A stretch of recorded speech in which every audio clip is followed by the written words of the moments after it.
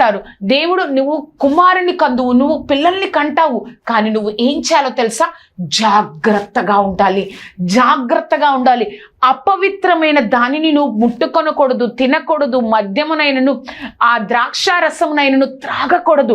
నువ్వు బహు జాగ్రత్తగా ఉంటే దేవుడు నీ ఎడల ఇచ్చిన వాగ్దానం నీ జీవితంలో నెరవేరుతుంది మనోహ భార్య అని ఆవిడతో చెప్తాడు. దేవుడు ఒక్కసారి చెప్పడం కాదండి, మరలా ఆ మనోహ భార్య వెళ్ళి ఆ మనోహకు చెప్పినప్పుడు అతను మరలా ప్రార్థన చేస్తాడు, ప్రభా ఆ పుట్టే బిడ్డను మేము ఎలా పెంచాలో మాకు తెలియచేయి ప్రభా, మరొకసారి మాతో మాట్లాడు ప్రభా అని చెప్పినప్పుడు ఆ మనోహ భార్య పొలంలో ఉన్నప్పుడు మరలా దేవదూత ప్రత్యక్షమవుతుంది. అప్పుడు ప్రత్యక్షమైనప్పుడు మరొకసారి ఒక మాట అంటుందండి, 13వ అధ్యాయం ఒకసారి చూసినట్లయితే ప్రత్యక్షమైనప్పుడు మరలా ఆ విషయాన్ని చెప్తా ఉంటది. ఆ విషయాన్ని నువ్వు బహు